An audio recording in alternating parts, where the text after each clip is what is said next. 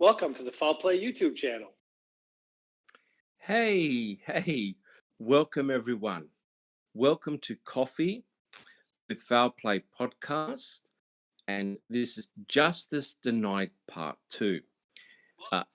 It's good to be back, guys. We weren't on last week. Someone actually had forgotten to deliver pizzas to the studio, and we all walked out. No. The reality was, unfortunately, you like that one, Big Jeff? Yeah, That was a good one. Good one. Because I did forget. That's right. Sammy, Dave watch out first. I'd Yep, say Dave it's realistic. Dave Yeah, I gotta have Remiker- my pizza. Dave Remiker forgot to deliver pizzas, and we all walked out. No, we blamed Ken Kratz because there was a massive Discord outage, and unfortunately we couldn't go on live. But look, guys, it's really good to be back, and our Foul Play team welcomes all our listeners, and hopefully new listeners as well. We've currently managed to obtain 583 subscribers to our Foul Play channel, and that is fantastic. And our videos have had over 95,000 views, which is really awesome, guys. And we want to thank all of you for supporting Foul Play, and for listening to our podcasts. And we welcome back comments. We try and answer them as best that we can. Here at Foul Play, we take it fairly casual. And what we try to achieve in our podcast is that we go through MAM 1, and we go through in a sequential order. So hence, you will actually hear and see slides that you've seen before. And what we do is we invite the panel to make comments, and we also appreciate your questions that you may have. Joining us on the Foul Play team, our regular researchers, we have BB, Big Jeff, Kelly85, we have Christy, we have Millbilly, we have Zoe, and on chat today we have Sammy, and she'll be monitoring the YouTube channel, and she'll be looking out for questions. And we're very delighted to announce that our guest researchers today is the YouTuber Myed, who was on 2 weeks ago, and we have a new guest researcher who's very active on Twitter, Miss Piggy. So, guys, I'd like to welcome you all to our podcast. And if I could just briefly start today by just saying a few things. All of us appreciate the very hard work that Christy has been doing. As you've noticed on our Foul Play channel, we have a huge number of phone calls that have been uploaded. In actual fact, we've got, I believe, currently we have 850 calls uploaded, and a lot of that work has been done by Zoe. And we thank Zoe very much for putting in the time, energy, and effort for uploading those calls. And of course, we especially thank Christy for her analysis on those calls. We also welcome Millbilly, and we also ask you to have a look at, he's done some recent uploading and interviews with Paul Capaldi. So please just check out those presentations. They're really, really excellent. Okay, guys. So what we'll do, we'll start the podcast. But before we do, I'd like to invite Miss Piggy to say a few words, what she's doing and what basically drew her to the cases. Miss Piggy, have you got a couple of comments? Hi, Dr. Silkman. Hello, everyone. It's great to be here. I watched MAM 1, and then I got so into the case because I just got very annoyed at how everything was put together. There was no investigation. So I went onto YouTube then, and I followed Eric Ozee, Robert Ducky, Mama Phoenix, Sean Atwood. Then I learned that Zelna was on Twitter, so I had to follow her on Twitter. That's when I got Yes. to get to know all of you researchers. You're just all amazing. And I got to know the CASO report, all the documents, photographs, read Wrecking Crew as well. It's just been amazing. Yes. Yes. Oh, look, welcome. You definitely fit in with our ethos here.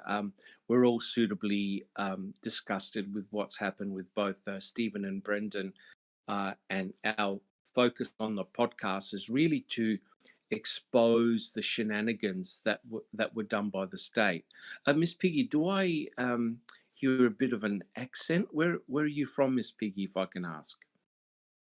Okay, so my parents were Irish, but they lived in England. So I was born in England, and when I was 17, I moved back to Ireland. So I am Irish, living in Yes. Ireland, but I have an accent from England from growing up in school. Yes. All right. Thank you, Miss Piggy. Thank you very much. And of course, our other guest researcher is Mayed. Mayed, how have you been coming along recently? Can you make a few comments? Okay. We'll get back Hopefully to hopefully she's working on her next video, because I'm anxiously awaiting it. Yes.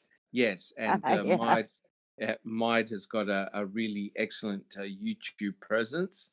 And we invite everyone to go and check out her channel, her excellent channel. All right, guys. Are there any comments, panel, that anyone would like to make before we start? All right, we're all good. Okay, well, welcome, guys. It's really good to be back. And where we ended up was on slide 155. Now, here we see Dr. Leslie Eisenberg, and she, of course, was the state's forensic anthropologist. Now, I rate her testimony as probably one of the most important testimonies throughout the whole trial. Her examination of the found human remains was very, very important and telling. She was also a very frustrating witness, as we all know. Does anyone from the panel want to make a few comments about Dr. Leslie Eisenberg? Bibi, do you have any comments about your good friend, Dr. Eisenberg? Oh yeah, she's such a wonderful anthropologist. Yes. When she can tell that things are human and not bird bones.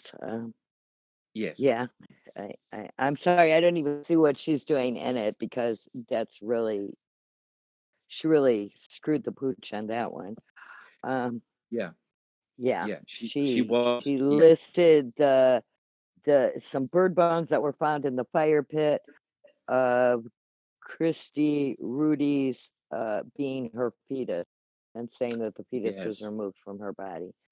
And Yes. then months later, when they cut the body out of the ice, the fetus was still inside it. So Yeah. Yeah. yeah, That was huge. That was I huge. would think if you work at McDonald's and you do that bad of a job, you get fired. You know. That is true. Big Jeff, do you have a comment? Well, yeah, and it's my comment is in the way of a question back to you. The bones is certainly your area of expertise. Isn't it the case that she was able to identify one ilium bone, but not the other one? Yeah. The so-called suspected human bone, that the one that Yes. that Zellner was interested in testing. Yeah. Yeah. You identified it as a human bone just from the honeycomb That's pattern correct. inside of it, but That is she was correct. unable to do that. And so she is clearly acting under the pressure of the state and the That is- prosecution, saying that's absolutely outrageous. Or That is correct. Millbilly, do you have a comment? Or she's just following orders. Yeah. Yeah, there's no question about that. Miss Piggy, do you have any comments? I was just totally amazed that she was able to say it was homicidal violence. But could only say that it was a 25-year-old female. She didn't ever say that it was confirmed as Teresa Hellback. And Yeah. she could not rule out Manatop gravel pit as a burn site either. Yeah. Yeah. Excellent point. Christy, do you have any comments? I'm going to need you to help refresh my memory a little bit. But in Kratz's wonderful masterpiece of a book that he wrote, does he not refer to her as his good friend several times? I believe so. Yeah. That's why she was there. Yeah. Look, there's no question about it. For our listeners of our podcast, what happens is that the prosecuting attorneys from both sides, actually, they talk to their witnesses. And remember that Steve Avery didn't go on trial for at least a year, which means that the Ken Kratz and his team had a long time to prepare for the trial. They talked to each one of their witnesses. They talk to each one of their experts, and they go through a list of questions. So basically, the attorneys know the answers that each witness is going to give. So, Maya, do you have any comments? Well, I do have a question. Jumping back to Dr. Eisenberg, didn't she testify and stand also that this is the first case ever of burned human bones that she's ever dealt with? Well, strictly speaking, it couldn't have been, because she also did the Christine Rudy case fairly well at the same time, because remember, both murders of the victims took place within 12 days of each other. That's right. I And just she, remember. yeah, she was the forensic anthropologist in that case. And as Bibi alluded to, she did a major stuff up. And in that particular case, Christine Rudy was also shot in the head. She was cut up, dismembered, and parts of her body were burnt in a burn pile. And when Leslie Eisenberg examined the bones in the burn pile, she concluded that there were small fetal bones in the burn pit. Unfortunately, because Christine Rudy was pregnant at the time, so she had stated that there were fetal bones. And as Bibi alluded to, when they actually found the torso of Christine Rudy, this was months later, the fetus was still intact. So she had made some fundamental errors in that particular case.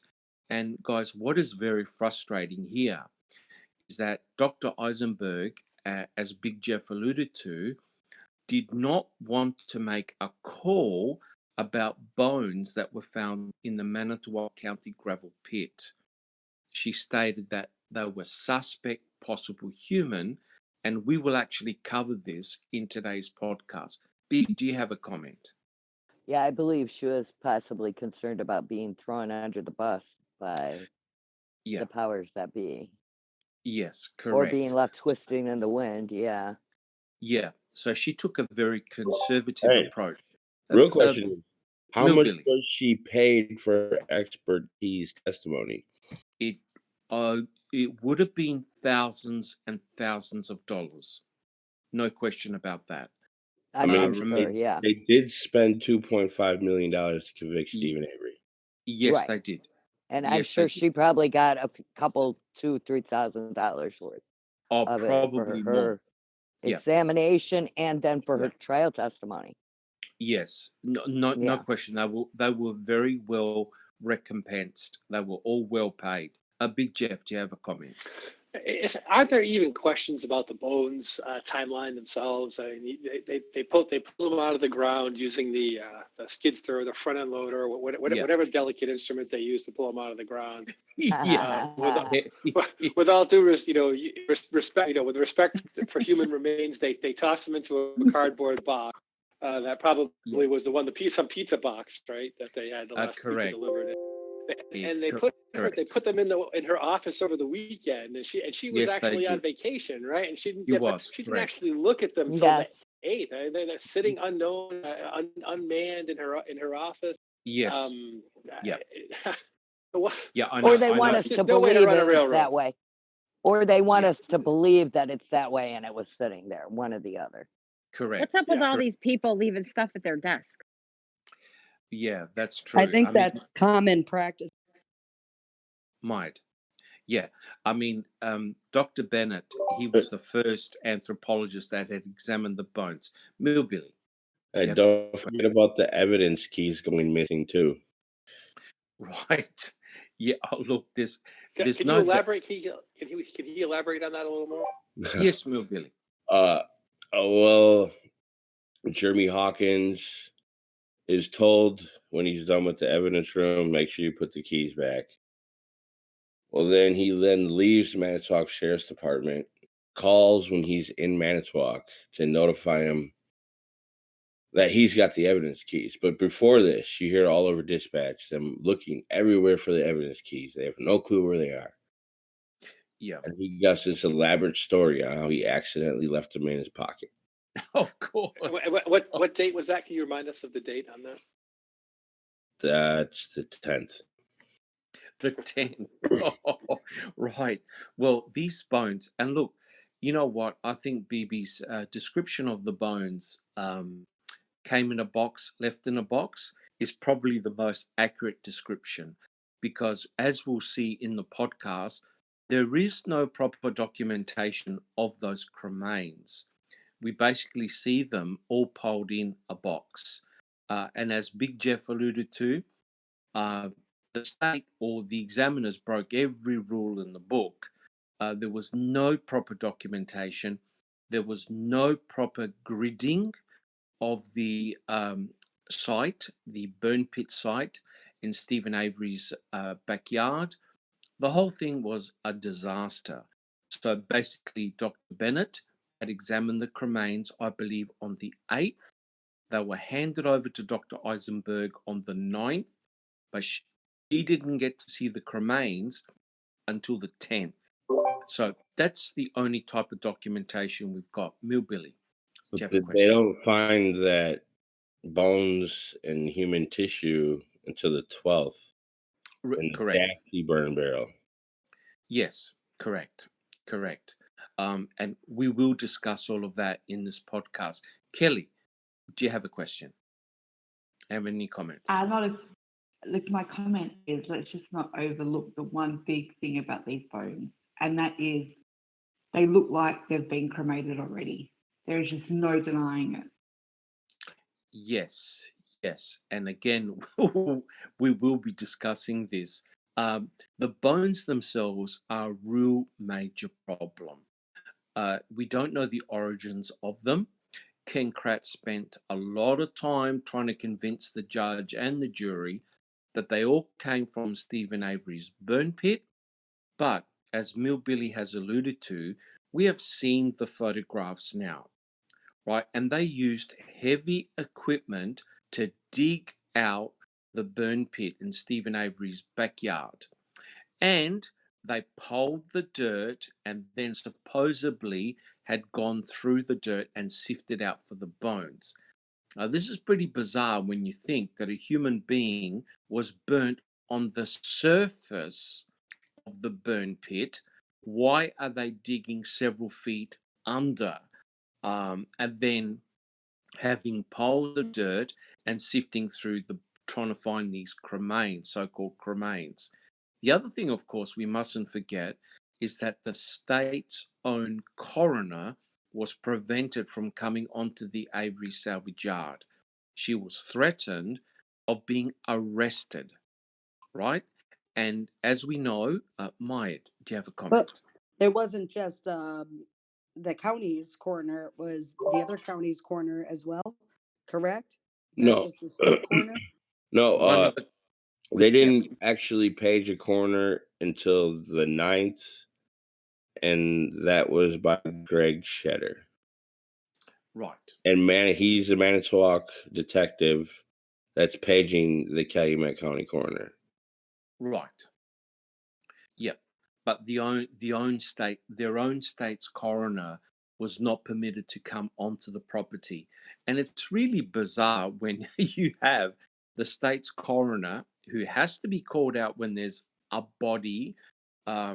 She learnt about it from, I believe, the television. Is that correct, Millbilly? she heard about from the news.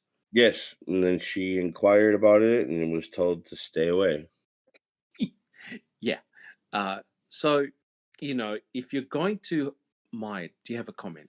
I'm sorry. I just wanted, I'm pretty sure it's not the state coroner. I'm pretty sure it was the county coroner because during Yeah, trial, that's Okay. right. they dismissed her because she was Manitowoc County Correct.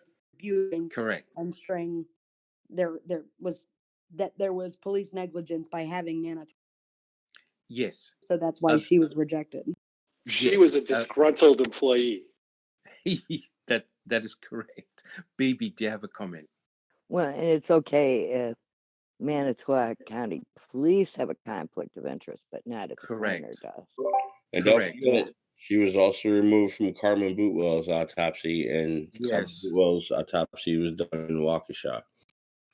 Yes. Maya, do you have a comment? Well, not only that, but I think the coroner was the only person in Manitowoc County that was not previously in Stephen Avery's That is correct. lawsuit. That is correct. And this is the bizarre thing. She didn't have anything to do with Stephen Avery's first case involving Penny, yet there were other law enforcement officers that were involved, and yet they were openly at the salvage yard. Millbilly, Of do you have a course. comment? I think it's more to the fact that she was going to do her job. Correct. Yeah. Now, look, if there was any shenanigans going on, the coroner would have picked it up, right? And the frustrating thing is, we don't have this is the only crime I know where there is no proper documentation of the actual crime scene, the burn pit. So, normally, what you have is the gathering of evidence, photographs, documentation. We don't appear to have this. Maya, do you have a comment? Well, I'm just curious. You're telling me that the coroner's job isn't just to come kick the body. Hey, be careful, Mike.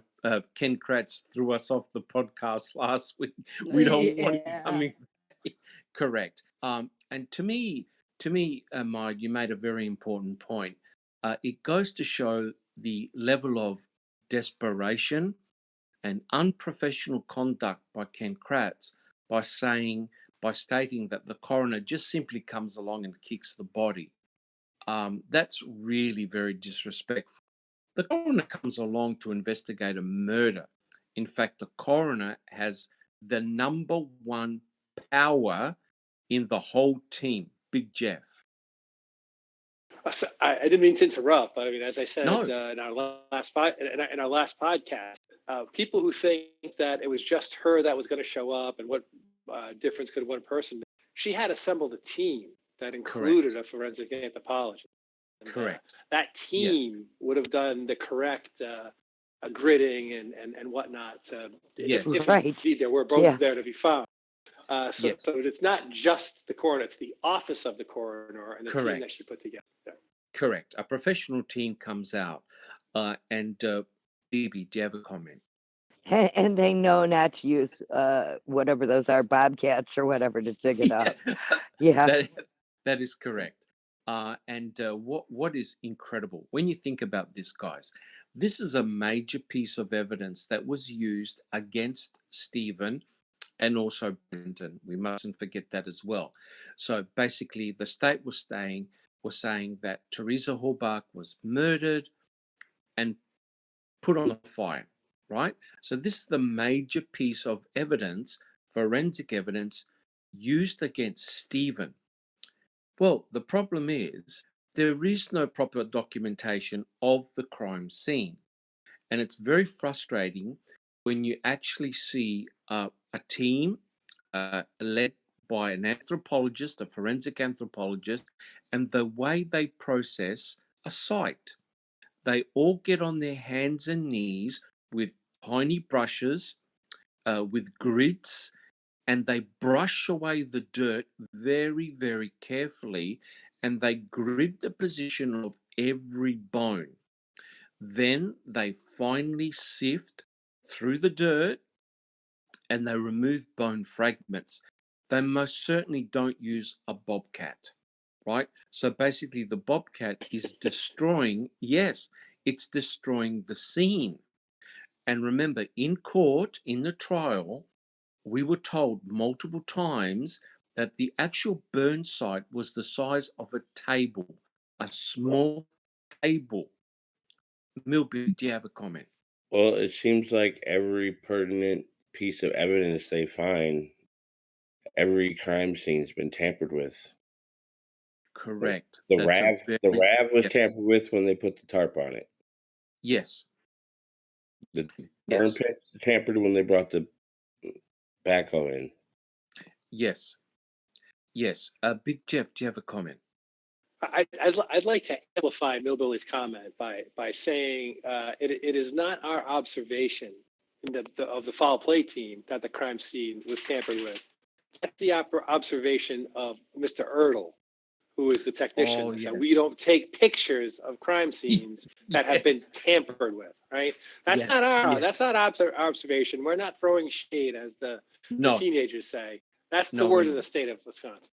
That is Well, and correct. plus the one The, police officer said that the VIN number to the car had been tampered with. Tampered with.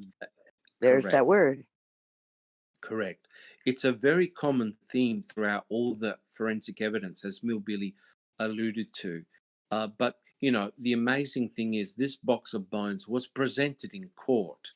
Now, that's a very, very powerful piece of evidence, you know, when basically a human being has been reduced down to tiny bone fragments that have been heavily fragmented and burnt. Now, Dr. Eisenberg wrote several reports regarding these bones. And I think, guys, what we'll do is we'll go to slide 156. And this is a very important slide. And here's the reason why. This is not a simple murder. This is not a simple burning of a body in one spot. Because if you believe the state, what they found was there were additional human burnt cremains that were present in burn barrel number 2, Yunder burn barrel number 2. Of course, this was the house that the boys were living in with their mum, and found in burn barrel number 2. If we have a look at the picture of the skeleton on the left hand side, this is figure 156, slide 156. What you'll see here in purple are the bones that were found in Yunder burn barrel number 2. Now, this is remarkable because in court, they would have showed this diagram here. You can see it's got evidence tag 7964. You can see scapula, vertebra, long bones, metacarpals. Now, guys, here's a couple of quick comments. Well, first of all, does anyone want to make a comment about that skeleton? Who's got a comment?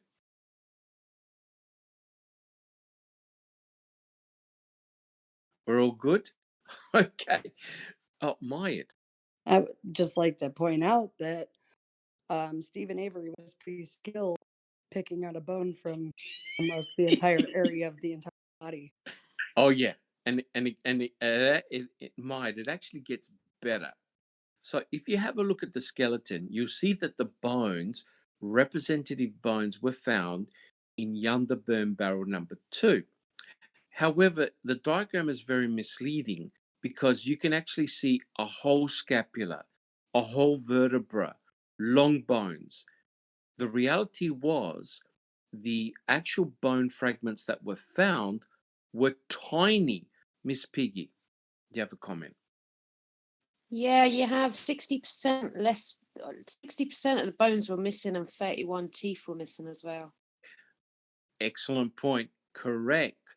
So, in the box of bones that we have shown, a huge proportion of the skeletal remains were simply gone.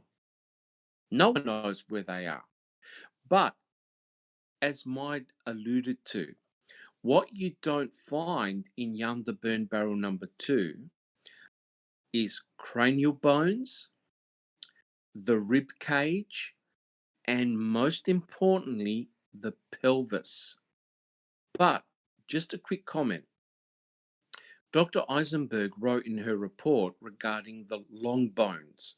We have long bones in our arms and long bones in our legs. She wasn't able to determine where those long bones had come from, whether the long bones were from the arms, the legs, or from both. But remember, guys, we're talking about small, tiny bone fragments. We're not talking about a whole spinal column or a whole scapula. BB. You're talking about pieces the size of finger bones and Yeah, they were all very, very tiny. Millbilly, do you have a comment? Could they possibly be sheep bones, like Dolores and Stephen and them say? Well, look, this is a really good question. I can't believe that two forensic anthropologists, no, three actually, because Kathleen Zellner's expert looked at pictures of the bones. None of them said they were sheep or animal bones. The Zellner's expert was very definitive and said, look, these are human bones. But that doesn't mean, Millbilly, that the animal bones were removed, right? And because we don't know the origin of those bones in a box, they could have come from a crematorium. We do not know. That's the frustrating thing. If you're presented with a box of bones, even Eisenberg had to admit she had to rely on the honesty of law enforcement. Guys, does anyone want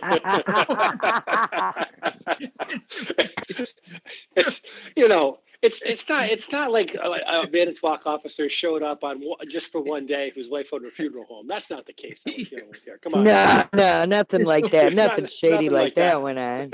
No. Sorry about that, guys. So basically, Dr. Eisenberg had to admit, hey, look, I was given the bones. I don't know where they came from. And she even had to admit, were you ever at the burn pit site? She goes, no. Okay. So she wasn't called in immediately to say, hey, come and check out the dig site. What do you think? She was actually handed over the box of bones. So that means we don't know the proper chronology of them.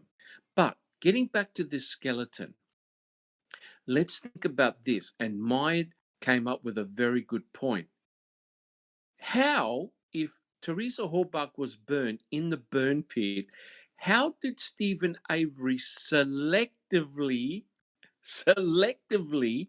find scapular bones, vertebra bones, long bones, and metacarpals from a pile of cremains and selectively take those bones and put them in Yonder burn barrel number 2? Guys, open it up to the panel. What's going on here, guys? How is Stephen Avery a PhD in anthropology and anatomy? Who would like to comment? Big Jeff. No. No, that's about. Big Jeff, that's the best comment you've done in the podcast so far. Thank you. Christy. He apparently had all kinds of qualifications that he hid very well, because I've now listened to that man talk for hours and hours and hours. And just, oh God, no. I second Jeff. No. Yeah. And guys, you know what it looks like? I'll tell you what it looks like. This body has been cut up into fragments and segments. That's what it means. You mean like Guys. somebody would cut up a deer? Kind of like that to get rid of the body? Actually, Millbilly, would you like to make any comments about that? Have you dressed deer before? Yes, I have. Okay, and what can you tell us about the instruments that have been used in dressing a deer? Are they very sharp? If you got a sharp enough buck knife, you can cut right through the breastbone, easy peasy. You can cut through the pelvic bone easily, but they also sell a little tool. It's like a mini little saw. Yes. Cuts right through it, no problem. Yeah. Yeah. So, you know, remember, we're talking about a victim here, so we have to be respectful. But the fact that you're missing segments of the human body, to me, indicates that the victim was cut up into smaller pieces, and that's why you're missing certain bones, right? You can't burn a human body to the status of tiny fragments and then pick out only those fragments that represent certain bones and plonk them in a burn barrel. Now, guys, who would agree that that is completely ridiculous? That Stephen Avery, after supposedly burning the victim, in this case Teresa Halbach, picked out representative bones and decided to walk all the way from the burn pit and dump them in burn barrel number 2. BB. No, no. But now I'm not saying if you were in a crematorium, and I have watched a video repeatedly on how it's done, and there comes a point in time where they shut the heat off and open the door and go in with a great big rod and beat the hell out of the bones that are and break them up to help it cook faster. And most of the meat's gone at that point or gone. And they could pull out a few select pieces at maybe that time frame.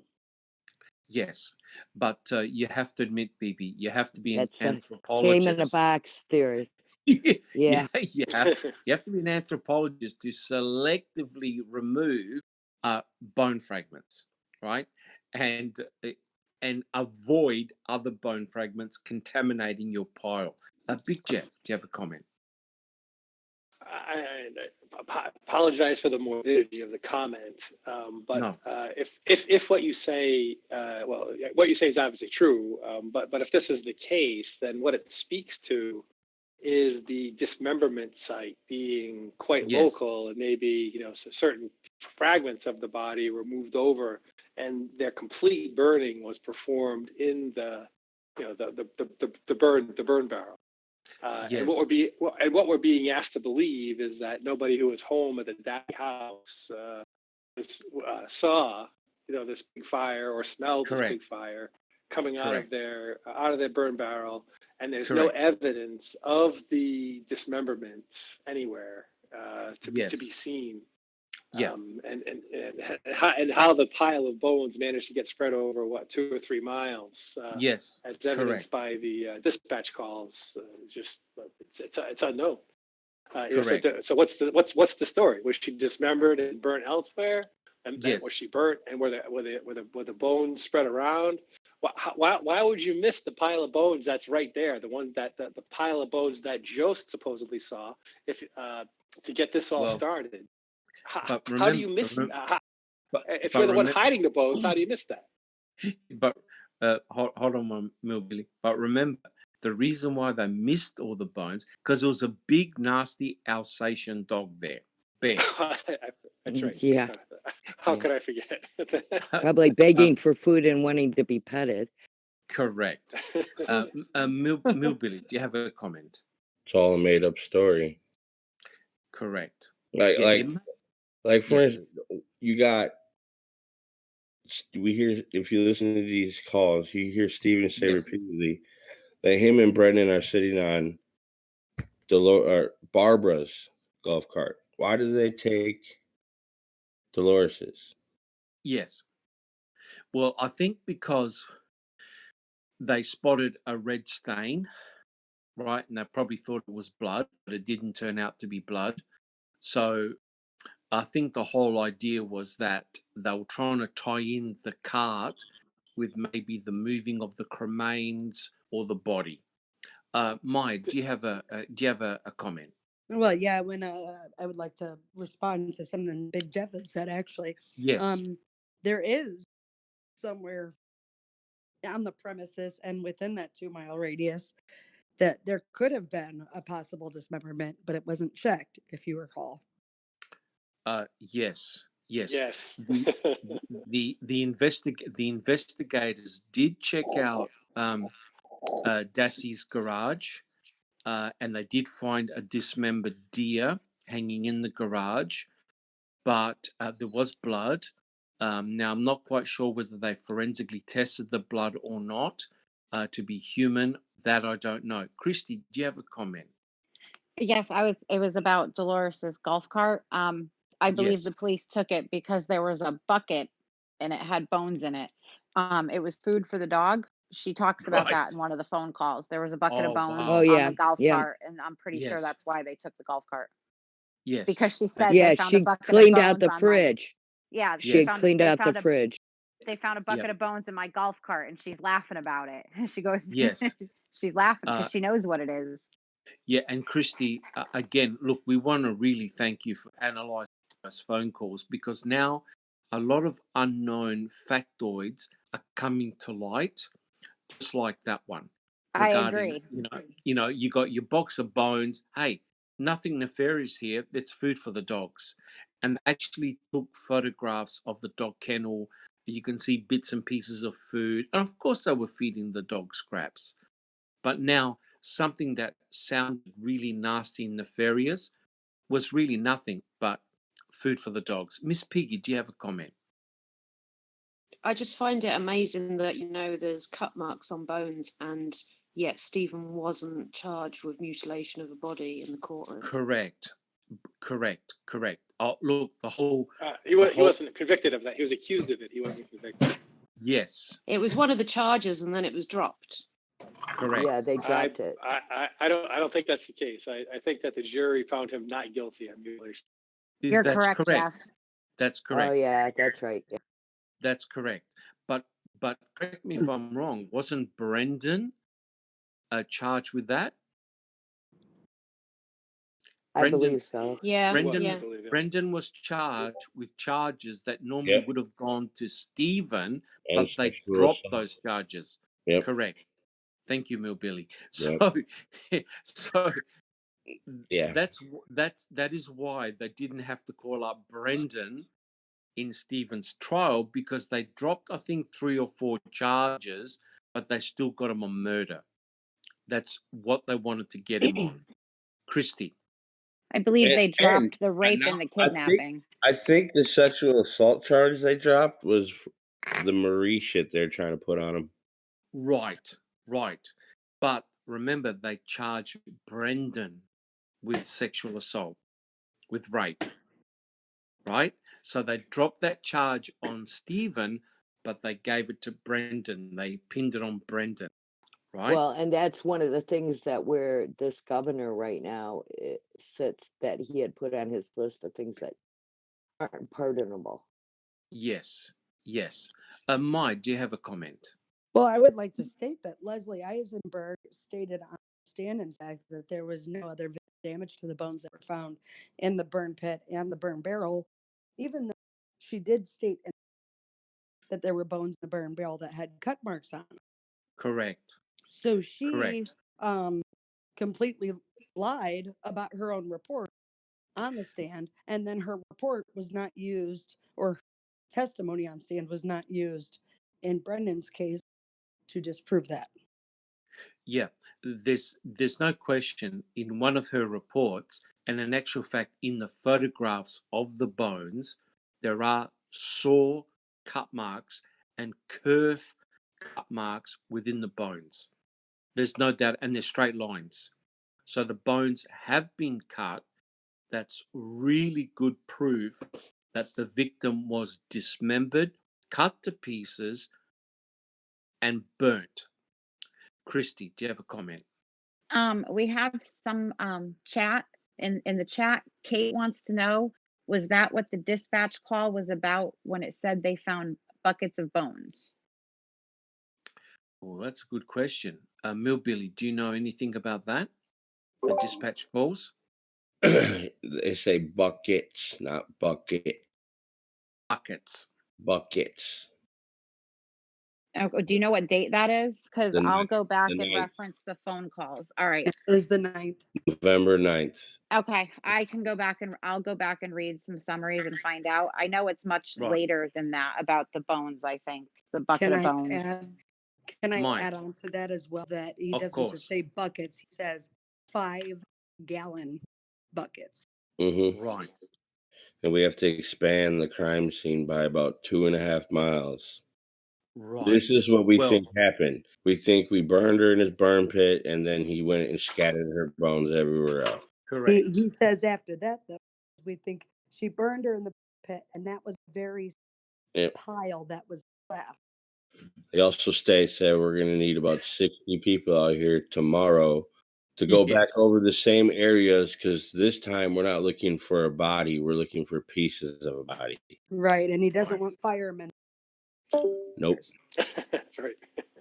Right. Yeah. Well, don't forget, guys, that box of bones was collected on the 8th. So if they're finding all these additional bones, there's something wrong here, guys, because the sum total of bones collected is around about 40 to 50% of a human skeleton. Well, it's just very strange. This all happens after they first discovered Cuss Road. Correct. Correct. Cuss Road is found, and then we have this box of bones being presented. So there's something going on here, guys. Big Jeff, do you have a comment? I do. Again, we have Stephen the genius and Stephen the idiot. Stephen the idiot is a genius enough to hide all the forensic evidence, spread all the Correct. bones out all over the place, but still Yes. leaves a small pile, small enough for Jost, who works for what county police department again? I can't recall. Maybe Millville can help us on that one.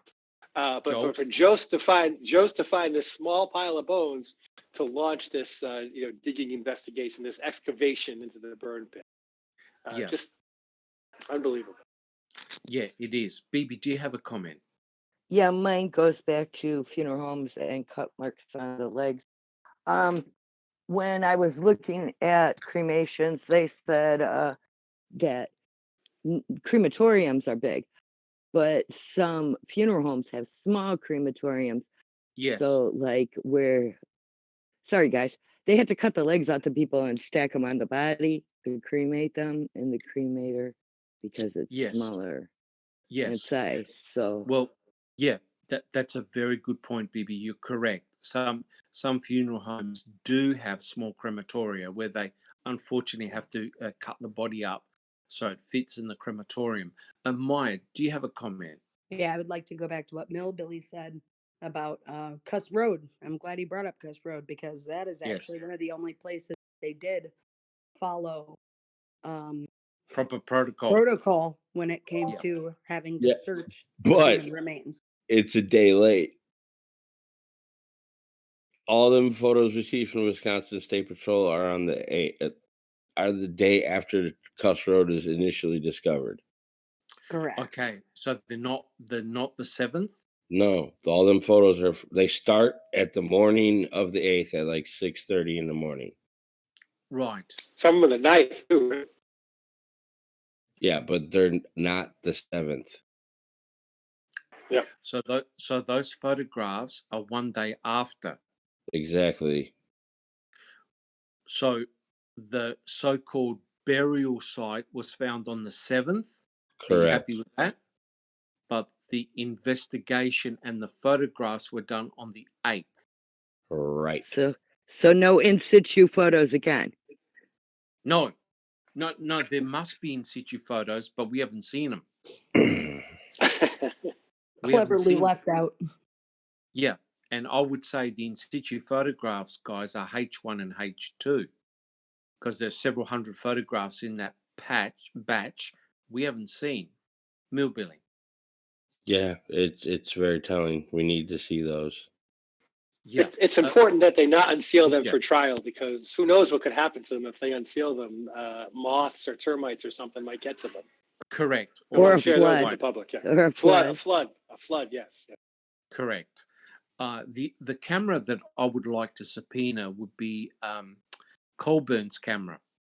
because he's the one that appears at all the major sites where all the forensic evidence is found, but we don't see any of his photographs. Millbilly. Well, we see in Queso, they don't actually take Manitowoc's evidence in the custody. They go there and take photos of their evidence. Yes. So they're if photos, if photos there of is, photos. Manitowoc is notorious for just losing things for other cases. So who really knows? Correct. And Big Jeff, do you have a comment? I hope maybe somebody can dispel this for me. I'm not sure we have a dogs expert on the call right now. I had heard something that was leading me to believe that the reason that they took in Dolores's golf cart was because one of the scent dogs or perhaps one of the cadaver dogs hit on her golf cart. Is that not true? That is true. That is true. that- And that- they also did swabbing of the golf cart, but nothing was found. Nothing was found, but who was No. driving that golf cart around that day with Robert Fabian? I can't remember. Well, we know that Dolores was driving it. We know that Earl or Robert was driving it. We know that Stephen was in it too. Yes. And didn't they use the golf cart to go get some bits and pieces in the junkyard for burning? That was Barb's. Barb's golf Yeah. cart.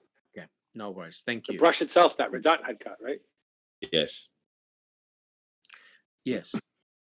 So basically they were trying to tie the golf cart with the victim and they couldn't. They didn't find anything. But guys, let's just go back here. I think that skeletal diagram shows that something not right took place. For example, if those long bones actually belong to the arms, then we have a clear delineation of the way the body was cut. The victim appeared to be beheaded and cut from the neck down to the pelvis, right? Because then it will make sense why you find certain bones in the burn pit, supposed burn pit, and other bones in the so-called burn barrel. But if we believe in Stephen Avery's innocence, then none of those human remains were originally in the burn pit, but they were transported to the burn pit. Guys, has anyone got any comments? Miss Piggy? I actually don't even think the bones were ever on Avery's salvage yard. Because there's no photographic evidence of them being in the burn barrel or even in his burn pit. So for me to believe that her bones were found on Avery's salvage yard is very hard. Oh, no question about that. I agree. Maya, do you have a I comment? agree with Miss Piggy as well, especially since we go back to the scent dogs. They never actually hit anywhere near Stephen's home. Correct. Yeah. When we go back to the golf cart, like Christy was saying, Ma talks about there being animal bones in a bucket. Well, the dogs also hit on another burn barrel between, I want to say, Ma and Pa's house, or it was Earl, or Chuck's house, but those also had animal bones in it. So let's keep in mind that the Yes. cadaver dogs will hit on animal bones as well as human bones. Yes. And they openly admitted that when they slaughtered the deer, dressed the deer, they would often burn the heads as well. So they were definitely burning bones, but animal bones, right? But there's no question. In Yonder Burn Barrel number 2, there are human burnt, cut, fragmented cremains. But here's the question. Where did Yonder Burn Barrel 2 actually come from? Right? Where did it actually come from? Well, if I'm Maya. not mistaken, Oh, sorry, Bibi. Isn't that the one that went on the huge joyride? That was 4. Yes, Oh, that was 4. Okay. Burn Barrel Never number mind. 4. Yeah. Yeah, burn barrel number 4 went to the lab and then back to Avery's property and then rode around the Yes, trailer for a while. But a yes. lot of people So, believe that it actually ended up from the deer camp.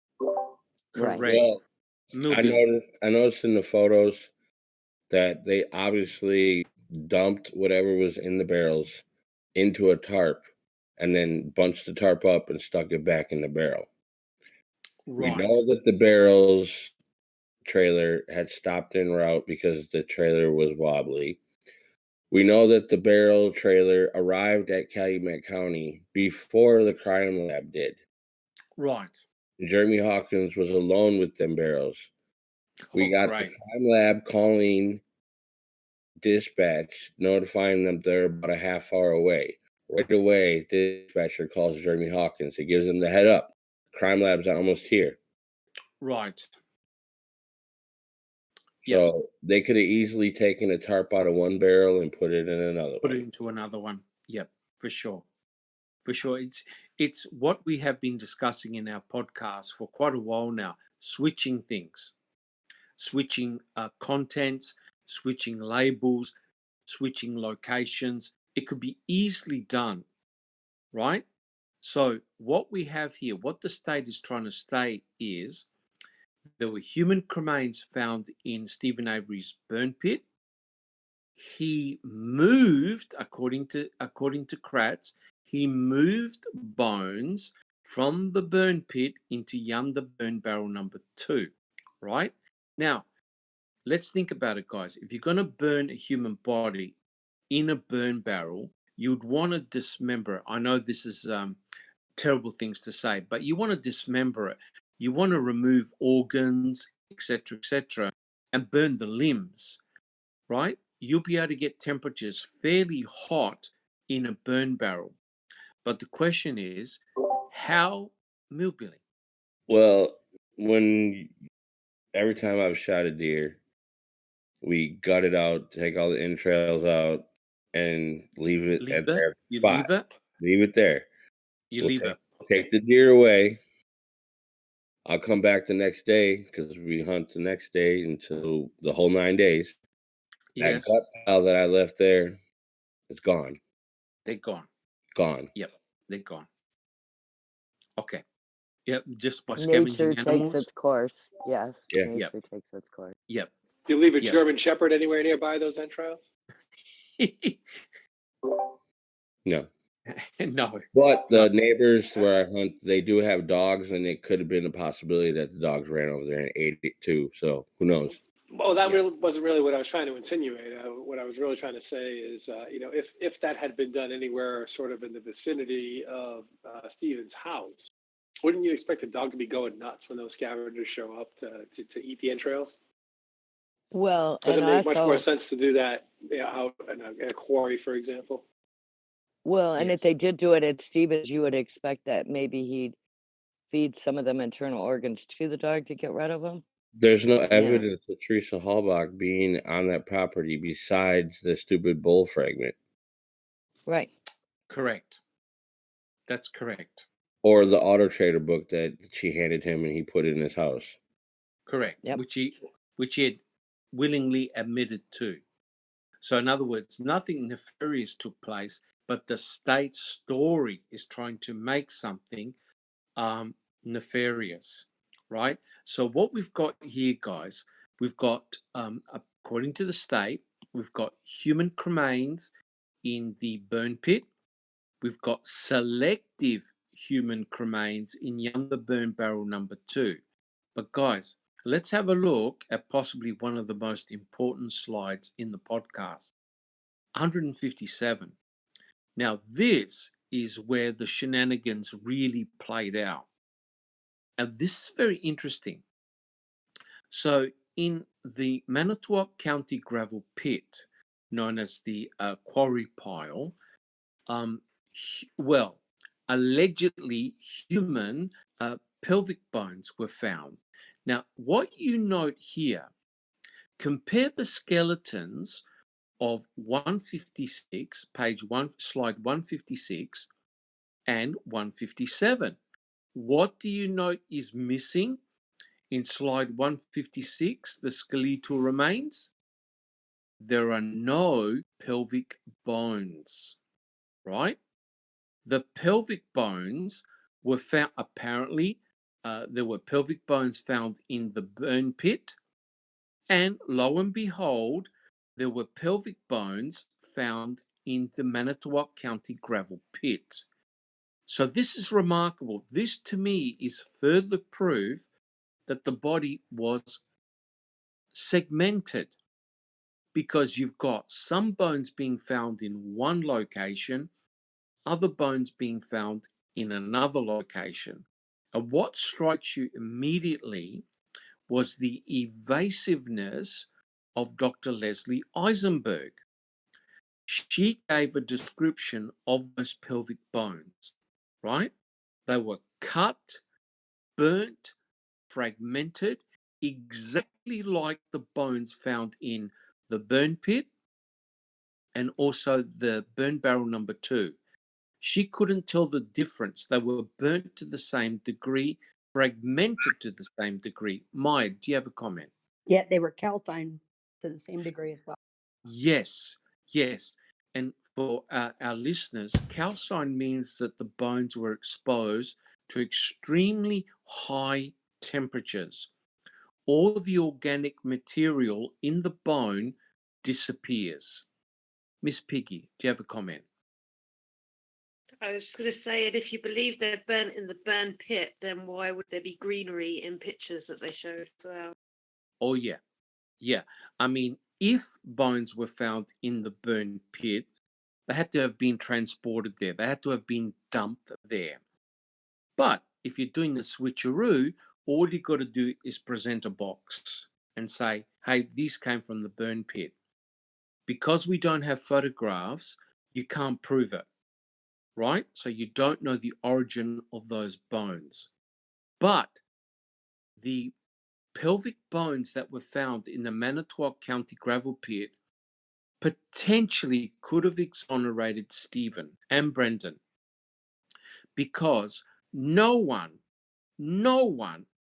who burns a body in a burn pit is going to remove pelvic bone fragments and bring them a couple of miles down into a gravel pit.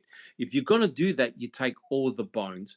You don't just take the pelvic bones. Guys, do we have any comments about that? Big Jeff.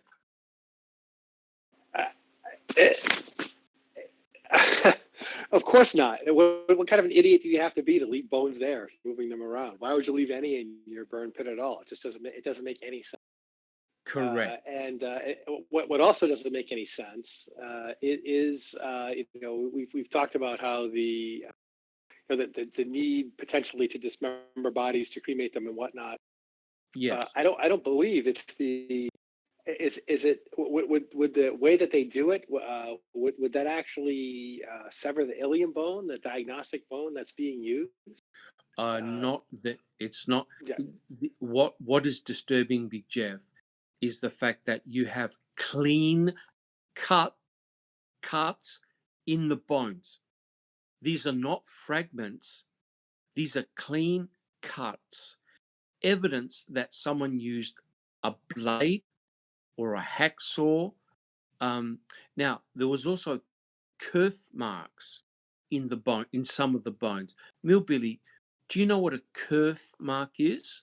What causes a kerf mark? I believe a knife. A knife. Okay. I think it's And when you start a cut, right? When they talk about a kerf mark, it means you start a cut but don't complete it in that spot, Yes. right? It's a kerf Yes. mark in a piece of wood is like you make that initial cut to get that Yes. get that start of the cut. Yes. Well, And like a scribe. yes. A scratch, yeah. Some people call I think that's the same thing. Yep. Yes, and in actual fact, Dr. Eisenberg stated that there were some marks, some cut marks that were started but not completed. So you can actually see straight, fine cuts within the bones, right? Now, nowhere does Brendan state that the Teresa Horbach was dismembered or cut to pieces. In his testimony or his coerced confession, he states, "Oh no, we grabbed the body and we placed it on the fire." Right? Nowhere does he state, "Oh yeah, we cremated her. We cut her up into pieces and then we burned her." Right? So that alone states he had no idea what had gone on. The cut marks, though, were very, very telling. Maya, do you have a comment? I'm just curious that if that is what Brennan stated, and they did play his entire trial or his entire Test. Yeah. questioning Yes. during his trial, then how come he still got hit with dismembering a body? Well, now wait for it. This is the way Ken Kratz worked it out. Oh, they used a rake to break up the body. A rake. There's only one problem with using a rake. Have you ever seen a rake being able to cause straight cuts through bones? Anybody? Never in my life. Big Nope. Jeff? No. Billy? Miss Piggy? No. Anybody? Right. No. So then again, what you have is this ridiculous situation whereby Ken Kratz is trying to explain the box of bones. He's trying to explain how the victim, in this case Teresa Halbach, if you believe that, got converted to a pile of cremated bones. Right? Now, we all know that the burn pit itself can never reach cremation temperatures. That's a fact. You need a massive amount of fuel in order to reach very high temperatures. Yeah. And all he had was brush and 4 tires. And the fire was only going for maybe 3 hours. Billy, are you in a typhoon or a typhoon? Oh, wind Hurricane in tunnel. Wisconsin, I think. A wind tunnel. That scared me, that one. Maya, do you have a comment? Well, okay, so Ken played out the fact that they dismembered the body with a rake, but Brendan was the only one who did it? Correct. According to the charges, I think they dropped 3 or 4 charges against Stephen because they couldn't prove it, right? And the reason why they charged Brendan is because he verbally said that's what they did. Right. Right? And because his testimony wasn't allowed in court, then they couldn't use that as proof, correct? Well, they never called up Brendan in Stephen's trial.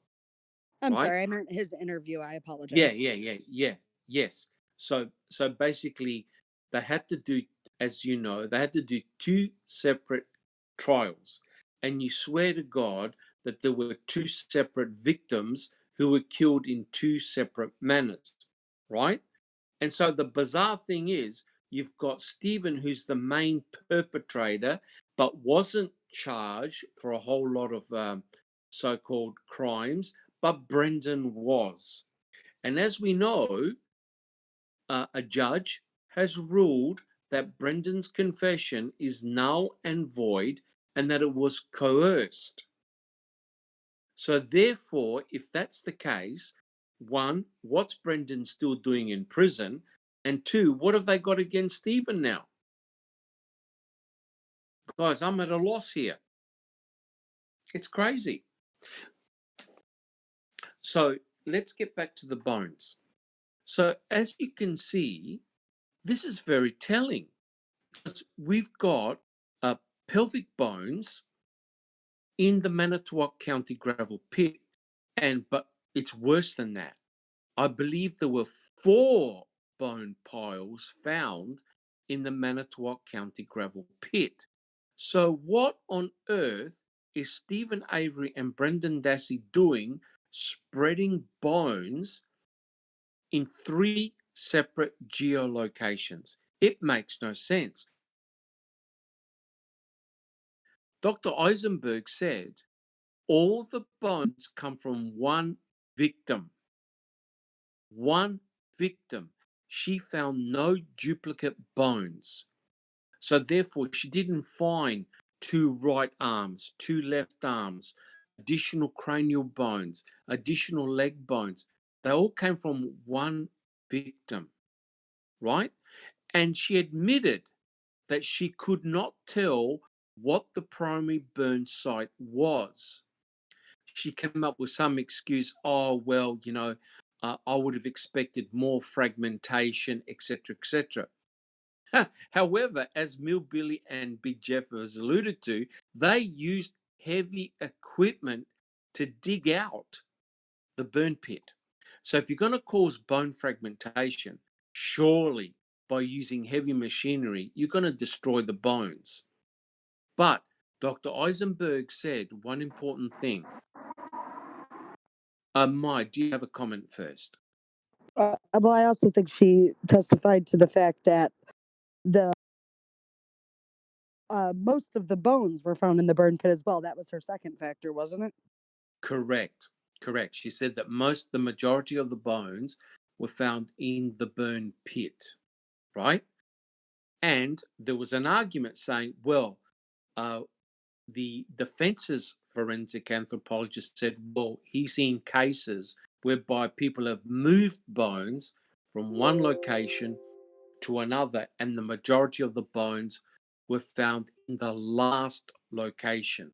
But an argument can be made that there were no bones in the burn pit, no human bones, right? They were either transported there or given the illusion that they actually were present there. You just present a box. Miss Piggy, do you have a comment? I was just going to say, she at first says that she would find it highly unlikely that it wasn't the primary burn location. And then later on in a court statement, she said she cannot fully rule out another burn location. So she was undecided. Correct. In actual fact, she kept on contradicting what she said 5 minutes ago, right? Yeah. And so that's very, very important. She wasn't sure where the primary burn site was. But just getting back to those pelvic bones, it's worth persisting because Strang really questioned her very well. And he asked her, okay, if they were human bones, what would you see? And she states a thin cortex, honeycomb interior, which is completely different to an animal bone. That's precisely what we see in the photograph of those bones. Exactly that. There's the cortex is on the outside and the honeycomb pattern is on the inside.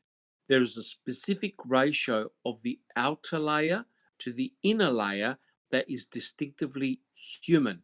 And she had to admit that there was nothing in the bones that didn't suggest them being human. But Ken Kratz knew that if she said they were human cut pelvic bones that were burnt and fragmented, Stephen Avery walks. Because no one is going to believe that he selectively took out pelvic bones, decided to go to a gravel pit and dump them there. So what does Eisenberg say? Despite all the physical evidence that they were human, she said allegedly human, suspect human. That was so damaging to Stephen because Ken Kratz said, I'm not going to spend any more than how many seconds? 20. 20. Guys, think about this. You've got potential human cremains in a gravel pit, right? Close to Cuss Road. Far away from the Stephen Avery salvage yard. And yet Ken Kratz said, I'm going to spend 20 seconds talking about those bones. And he said they're not pertinent in this case. Maya, do you have a comment? He also stated during that same statement that the FBI did what you call mitochondrial DNA testing. Correct. And even through the mitochondrial DNA testing, they couldn't proven. However, I would like everybody to know that there is no proof of this mitochondrial DNA testing in the file anywhere. Not from the FBI. Yeah. Yeah, really. That's about right. That's about right. And Miss Piggy, do you have a comment? I was going to say, I'm not surprised about that. No. And when you think about it, if the bones are calcined, you're not going to be able to extract anything from them. Calcine means that the bones have turned white. All the organic material in the bone is vaporized. You're not going to be able to extract anything. But a forensic anthropologist can grade bones on the color, and that is dependent on how long it's been exposed to fire. And some of the bones were not calcined. They're good candidates for mitochondrial DNA testing. I reckon the FBI took one look at the bones and said, nope, there's no way we can extract anything from these bones, right? Which is criminal, because Kathleen Zellner's experts, the guy that actually invented the Andy rapid DNA machine, said, give them to me, I can get a profile. Give me all the bones, I can get a profile. And guys, what's happened to the bones? Would anybody like to make a comment? Big Jeff. They go. They're gone. Yes, Millbilly.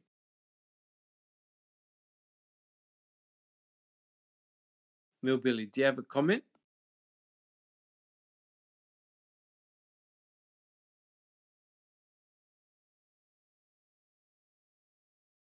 Oh, I hope we're not having any problems.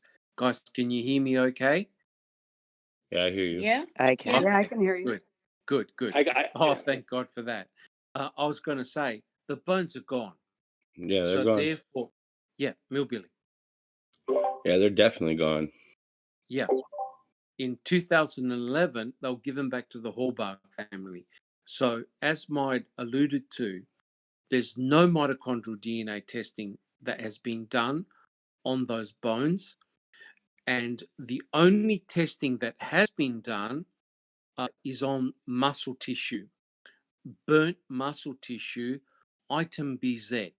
Now, there was some muscle tissue that was found clinging to a bone, right? Now, normally in a crematorium, you shouldn't expect to find any tissue. Most of it should be gone, vaporized, because the temperatures are very high. But if the limbs were all put together very tightly, there's a possibility of some tissue remaining, and it's protected from the extreme heat. So there was a little bit of charred tissue left, and that's where Culhane did the DNA testing, got the 7 loci, and there was mitochondrial testing done on that muscle tissue, and there was a match with Karen Hallbach.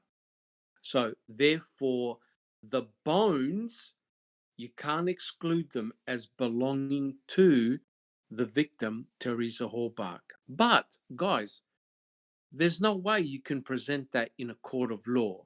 The FBI requires now 20 loci, not 7. So guys, are there any comments? Miss Piggy. I just wanted to say how it shows their level of deceit when they lied to Kathleen Zellner that the bones were still in storage in a box, and she only found out last year that they were given away. Correct. And it's only because a researcher alerted her to the fact that the bones were missing. When she was given the, I think, CASO report, correct me if I'm wrong, but she wasn't given one of the pages. I think it was 1114. I could be wrong. That's the one of the pages that said that the bones were given away. Is that correct? Yeah, no, you're right. You're right, yeah. Yeah. So a researcher, Maid. No, I wanted to agree with you that that was correct. And not only another tidbit of information for our listeners out there is the person who heads up the FOIA release in Calumet County is friends or was friends with Teresa Hallbach. Wow. Very, very interesting. Okay. So guys, here's the problem. If you're the defense, you no longer can test those bones unless they kept a few bones and they've placed them somewhere. So no bones have been tested for DNA. No bones have been tested for mitochondria, right? Now, the guy who invented the anti-rapid DNA system said he could get a full profile because his system is new and very sensitive. It uses new techniques, right? So, of course, Kathleen Zellner is using that as part of her the file that she submitted, right? Destruction of biological evidence. But one of the judges said that was okay. Who would like to make a comment on that one? So it's okay to destroy biological evidence. No problem. Who's got a comment? Big Jeff. Judge Angie. It's Judge Angie. Correct. You know where that needs to be filed. I have my trash can right here. Take what Judge Angie says and, just dismiss it. Yeah. Burn it. Yeah. It was as bad as it gets. So we've got a situation here, guys, whereby we have human cremains. They're from apparently an adult female of around about 30, 35 years age. You can't be 100% precise, but we can't test them, right? Because all the bones have been given back. So, guys, if we have a look at slide 158, here's the problem. This is what terrified the state, in that bones, cremated bones, cut cremated bones were found in the burn pit, Yunda Burn Barrel number 2, and in the Manitowoc County gravel pit. In fact, I think there were 3 or 4 bone piles in the Manitowoc County gravel pit. Now, think about it, guys. Even if the state said, hey, look, not relevant to this case, don't you think it would be interesting to find out exactly whose cremains that actually belong to? Is it 1 victim, 2 victims, 3? Is it a killing field? Christy. We have a question from chat. Yes. Moving on over. Do we know if the tissue recovered 8 feet up on the gravel pile in the quarry was tested? Well, that's a good question because CX, out of CX? Oh no, that's blood. CX is blood that was found in the quarry. That has been tested. CX has been tested. But moving on was talking about tissue. And there were several tissue pieces found, right? And I know that at least 2 of them were tested. One by the FBI, mitochondrial DNA, and one by Cherie Culhane, in which she got the 7 loci. Now, that tissue would be perfect for the anti-rapid DNA system. But whether any more tests have been done, I do not know. Mayed. Well, the tissue DNA was claimed to have been found in the burn pit, though, correct? So the only official... Yes. Yeah, claimed to be. The only Yes. official documented piece of DNA that was tested that we know for a fact came from Corey was item CX, which was blood, correct? Correct. Only blood. Only blood. And the blood turned out to be, they got a full profile from the blood. It's from a male, and it's not Brendan, and it's not Stephen. Christy. We have another question from chat. Neverly wants to know, hypothetically, if there were bones to be given to KZ to test them, would the standard be 13 or 20 loci for the match? 20.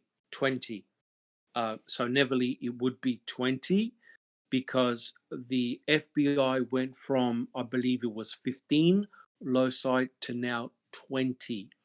So therefore, the probability of, so in other words, if you get 20 loci, you've pretty well identified that person. No question about that. Because the odds of it belonging to somebody else are astronomical. Mayed. So by today's standards then, 7 loci is nowhere near a definitive identification for Teresa Halbach then. No question. If you were to use today's standards, you could only say victim. You can't put the loci to a name. I know that's harsh. I know that's harsh because the 7 loci matched 100% to the pap smear. Yes, where did the pap smear come from? And is it really Teresa's? That's up for debate. So we can only say that the victim had 7 loci that matched to the pap smear. By today's standard, none of that would stick. It would be, you can't admit it because you're only dealing with 7 loci. You now need 20. BB. Even at that date and time, the 7 was comparably low for what it was considered at that time. Correct. Yeah. They have since upped it, but even for then, it wasn't really enough to conclusively. It Yeah. was suggestive. A big Jeff. Perceptive. I mean, On the perspective. I Correct. realize that this is not a mathematical podcast, but the fact of the matter is that people who believe that there's only a 1 in 5 billion chance that it was somebody else besides Teresa Halbach couldn't be more wrong, because the fact of the matter is that these numbers only hold if you consider the loci to be sort of independent, meaning that that they could only possibly be true for one person. But the fact of the matter is, half the people in Manitowoc are related to each other, and when you're related That's to the each problem. other, you create correlation. But no, it's not Yes. even. Yeah, you create correlation, right? I mean, Yeah. members of the same family have similar patterns. Yes, It's they are. not completely independent. So, which is Yes, why this they 1 are. in 5 billion is just complete BS. Yeah, Right? yeah. And that's the nature You're of the correct. mathematical argument. Do not believe it when they say, well, it's 1 in 5 billion with only this many. Yeah. It's not the you- case, because other family members are going to have similar. Correct. So basically, what you have here are population dynamics. You're not dealing with a random population. You're dealing with, a lot of related individuals. So therefore, you have to be very careful making comments. Oh, this is like Big Jeff said, this is the probability 1 in 100 billion, trillion. It's all rubbish what Sheree Cohen said. Absolute garbage, right? You could, with that 7 loci match, you could definitely find many individuals that had exactly that profile, right? That's why you need 15 to eliminate individuals that have got nothing to do with this case. And now Chris, 20. yeah, correct. Now it's 20. Christy, do you have a quick comment? We actually have another question from chat. Linda K listening says, who is the blood match and why wouldn't they run that again? Are you talking about CX? Presumably CX? I believe she is. Because Yeah, anything Hillbilly. that pointed away from Stephen Avery was ignored. Of this, no doubt. Absolutely. So just to answer that question, CX was blood that was found on a rock in the Manitowoc County gravel pit, right? Close to where the bones were found. And a lot of the scent dogs mingled in that area. So clearly it was important. The blood was collected and a full DNA profile was obtained by Sheree Cohen. I did a little presentation on that if you like to have a look at it. And they compared CX with everyone that they tested, all the males. None of them matched. None of the Averys, none of the Dassies matched. Therefore, we have an unknown DNA sample as blood in the Manitowoc County gravel pit near the location of cremains and where the dogs intermingled. So it's clearly an important region. It's clearly an important find. My understanding is Sharika Hain never ran CX through CODIS, which is the criminal database, the FBI criminal database. So imagine if CX came up with, say, Sean Rudy or another person that's in prison already. Well, is that gonna look good or bad for Stephen? Right, it's gonna look a disaster for the state. So did they test it? They may have. Have they released the result? No, they haven't. So, Maya, yes, sorry. Oh, Maya, do you have a comment? well, I would also like to know if, because obviously the partial DNA profile of infamous A23, which was blood on the Oh, latch of God. the back door, Correct. that never ruled out being the same person either, did it? Well, you see, we don't know whether Sharika Hain didn't make any comment with A23 and CX. She Well, was she only did show the full profile of CX in her report, CX, correct. but with But the partial, she released the partial of A23. So we don't know. We only know No. that it rules out Stephen and Brendan. We correct, don't know if A23 matches CX or not. correct. So here we have, in my opinion, and this was picked up by Kathleen Zellner as well. Here we have two critical pieces of forensic information. One, blood at the quarry. We don't know who it belongs to. But even worse, we have blood on the rear door handle of Teresa's RAV4, or the RAV4 that was found by Pam of God, that's in the crime lab. And the best that Sharika Hain can say is, I got a partial profile. I don't know who it belongs to. I didn't retest it. Now, correct me if I'm wrong, but if you got blood where the bones were found, if you got blood on the back of the door handle of the victim's car, don't you think you want to retest them? BB. Aren't those slightly important? Yeah. Wouldn't they be considered at least mildly important? They would be your two most important pieces of forensic And evidence they had in the more than case. enough. They had more than enough to test them like 10 times, right? Correct. So remember, So no Sharif, excuse. What's the there excuse? is no Yeah, excuse. there's There no is excuse no for it. excuse. Miss Piggy, do you have a comment? I just wanted to say she wasn't really determined to confirm anything that the state were bringing up, because if she was, then they would have sent her the bedding and stuff from the bedroom to confirm that Teresa was even stabbed or raped or Yes. anything like that. Correct. Big Jeff, do you have a comment? I just for those people, even people on who we talk to regularly, who are convinced that car was not hers on the salvage yard, wouldn't it Yes. be very insightful if A23 came back to somebody who had never worked on, who had never been a documented mechanic on one of Teresa's cars, who was not associated with the case, who had never been Yes. anywhere near the Avery salvage yard?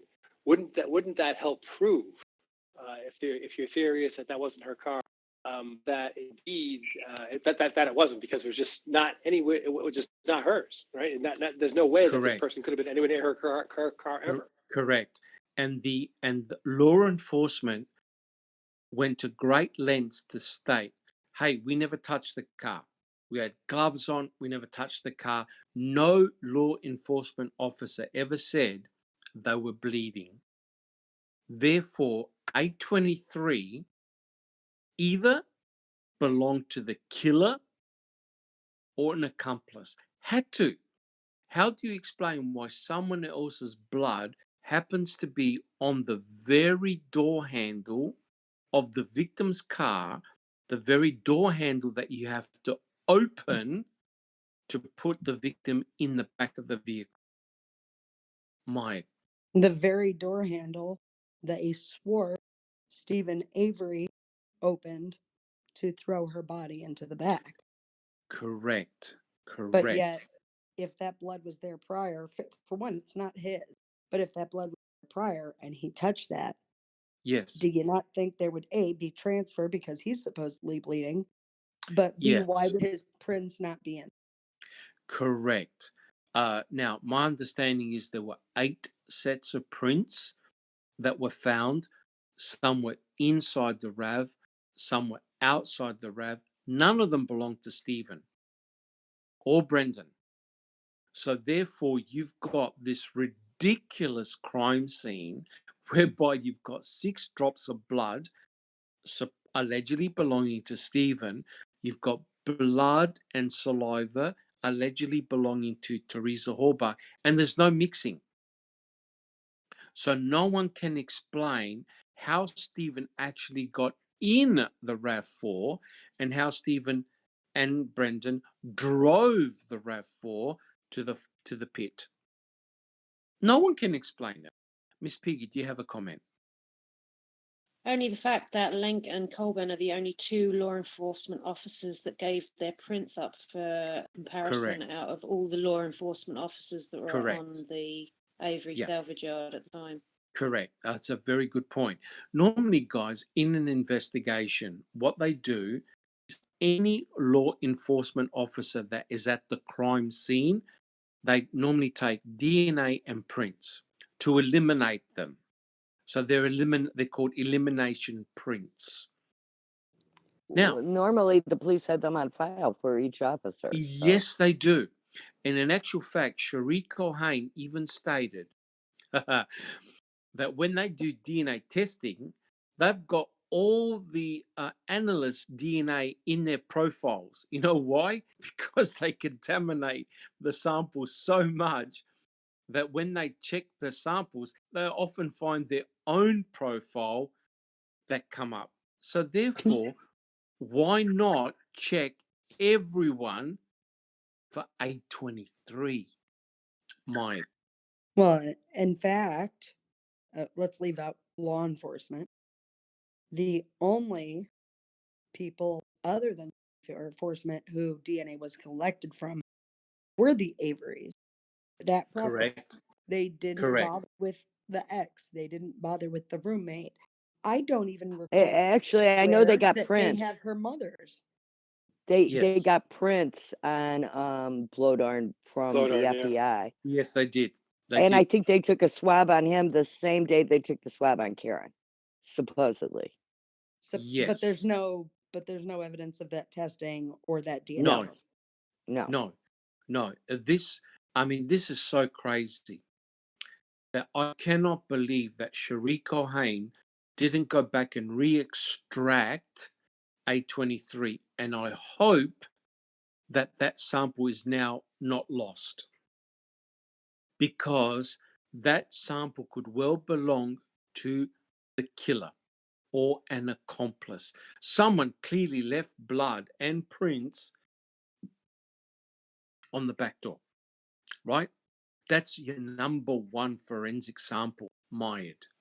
Well, the thing that gets me with this is they handled this so horribly. You and I previously talked, Dr. Silkman, about the handling of the evidence in Yes. Cherie Cohane's life and how it was kept in the containers, and it normally, like, all the evidence was in the same area, not in the same container. Correct. But She admitted that. But one thing that I think part of why they all did that is because if in the future there is something to point towards somebody else, they could Yes. easily come back and state, well, this wasn't handled correctly, so we have no idea where it came from. Look, there's no doubt.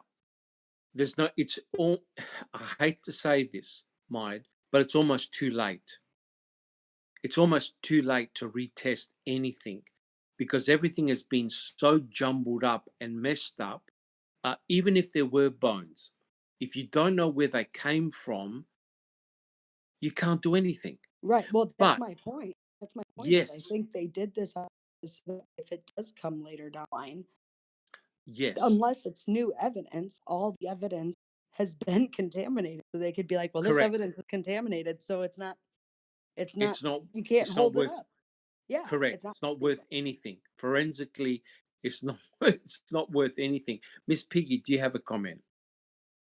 Just the fact that in her whole career, this is the only time Contamination Culhane has filed a deviation report to have this evidence Correct. submitted to court. Correct. And that's with item FL, the bullet fragment, which we talked about in a previous podcast. Maid. Well, and to add on to Miss Piggy's statement there, and it's odd that this is the only item she's applied deviation for, especially lab, was top in contamination. Isn't that what it was at the She time? was, yeah, she had the Yeah. highest contamination record. Yeah. Okay. Yeah, the whole thing is handled in such a disastrous manner. It's actually quite laughable. Now, I think Big Jeff kept on saying, "Look, if you got nothing to hide, hand everything over. If you're so convinced of Stephen Avery's guilt, hey, hand everything over." And Kathleen Zellner said, "Stephen, if you are lying to me, I'll expose you." And he said, "Do any test that you want." Right? He wasn't trying to hide the fact, hey, test it, test it, test it. But it's the state that's obfuscating everything. Kathleen Zellner is saying, hey, look, give me the material, give me the RAV4, give me the samples, let me test them independently. It's the state that's holding her up. They're stonewalling her. And as Big Jeff alluded to, why? Why are they consistently doing this? Right? And Christy will back me up. Even in the phone calls, they're saying there's something wrong with the evidence.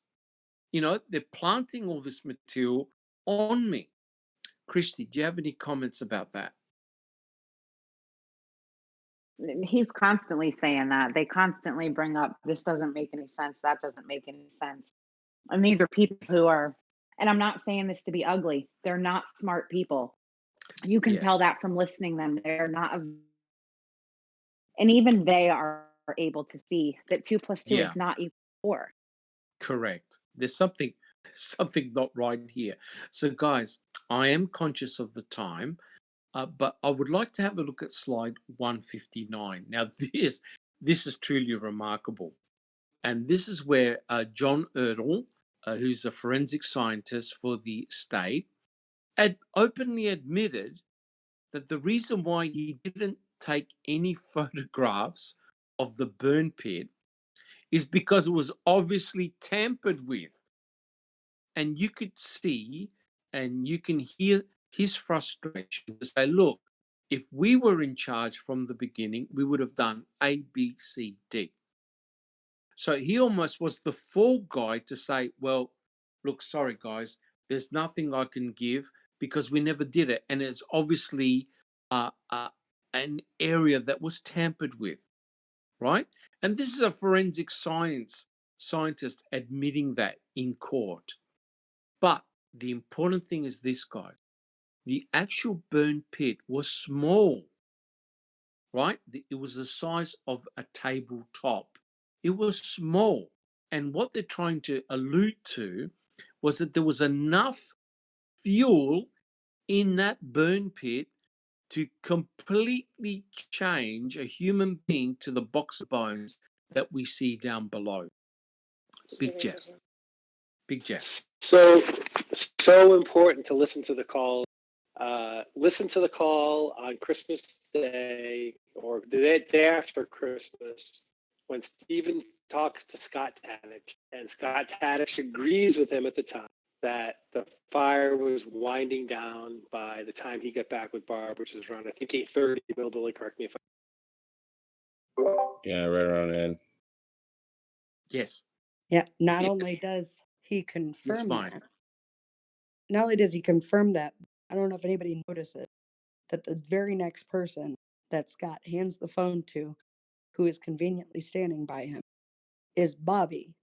And All Bobby right. sounds completely uninterested in everything Stephen has to say until Stephen brings up The his investigators. own private investigators. And what does Bobby then say? Bobby's ears perk up And he sounds so interested at that moment.